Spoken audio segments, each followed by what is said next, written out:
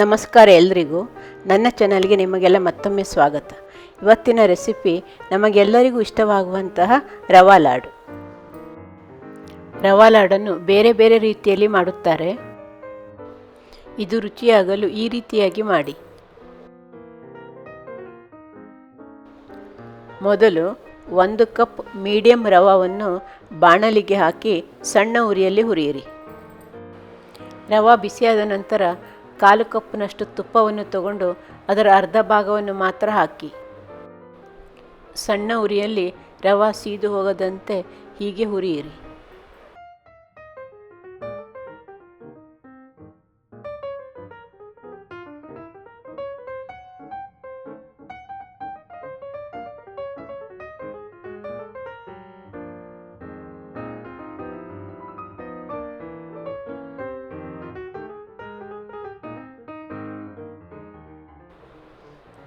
ಇಷ್ಟು ಹುರಿದ ಮೇಲೆ ಮಿಕ್ಕಿದ ತುಪ್ಪವನ್ನು ಹಾಕಿ ರವಾ ಸ್ವಲ್ಪ ಕೆಂಪು ಬಣ್ಣಕ್ಕೆ ತಿರುಗಿ ಪರಿಮಳ ಬರುವ ತನಕ ಹುರಿಯಬೇಕು.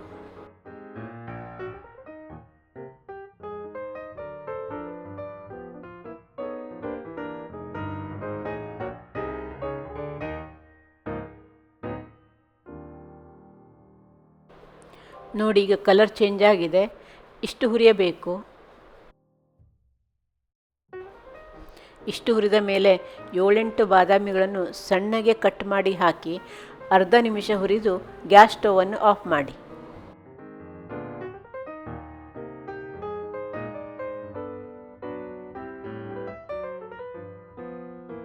ನಂತರ ಅದನ್ನು ಒಂದು ಪಾತ್ರೆಗೆ ಹಾಕಿಡಿ.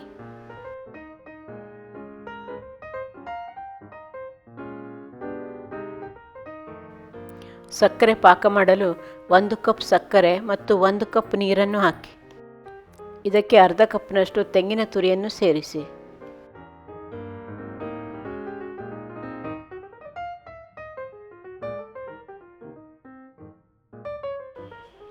ಒಂದು ಚಿಟಿಕೆ ಉಪ್ಪನ್ನು ಹಾಕಿ ಮತ್ತು ಸ್ವಲ್ಪ ಏಲಕ್ಕಿ ಪುಡಿಯನ್ನು ಹಾಕಿ 1 ಎಳೆ ಪಾಕ ಬರುವ ತನಕ ಕಾಯಿಸಬೇಕು.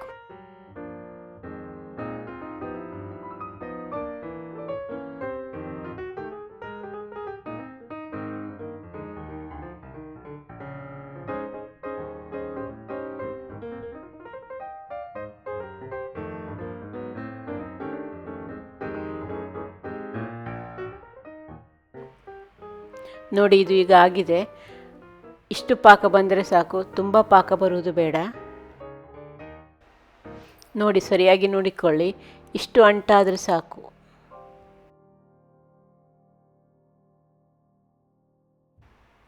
ರವೆ ಹಾಕಿದ ಪಾತ್ರೆಗೆ ಹಾಕಿ ಮಿಕ್ಸ್ ಮಾಡಿ ಆರಲು ಬಿಡಿ. ರವಾದ ಜೊತೆ ತೆಂಗಿನಕಾಯಿ ತುರಿ ಮತ್ತು ಬಾದಾಮಿ ಚೂರುಗಳನ್ನು ಹಾಕಿರುವುದರಿಂದ ತುಂಬ ರುಚಿಯಾಗಿ ಬರುತ್ತೆ. ಇದೇ ರೀತಿ ಕಾಂಬಿನೇಷನ್ನಿಂದ ನೀವು ಮಾಡಿ ನೋಡಿ.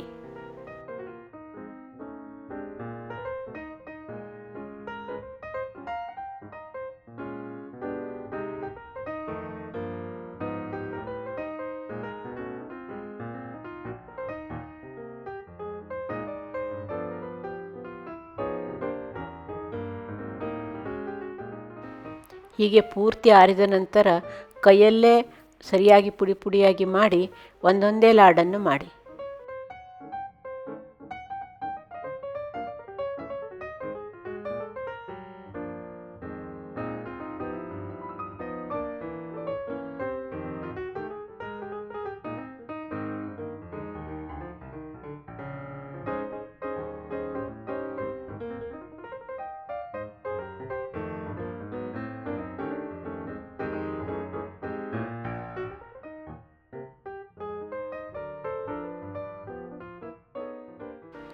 ರವಾ ಲಾಡು ರುಚಿಯಾಗಲು ಈ ರೀತಿ ಸಕ್ಕರೆಯನ್ನು ಪಾಕ ಮಾಡಿಕೊಂಡು ಲಾಡು ಮಾಡಿ.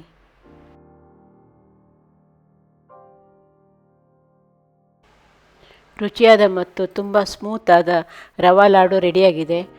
ನಿಮಗೆ ಇಷ್ಟವಾದಲ್ಲಿ ಸಬ್ಸ್ಕ್ರೈಬ್ ಮಾಡಿ, ಲೈಕ್ ಮಾಡಿ ಮತ್ತು ಶೇರ್ ಮಾಡಿ. ನಿಮ್ಮ ಅನಿಸಿಕೆಗಳನ್ನು ಕಾಮೆಂಟ್ ಮೂಲಕ ನನಗೆ ತಿಳಿಸಿ. ಧನ್ಯವಾದಗಳು.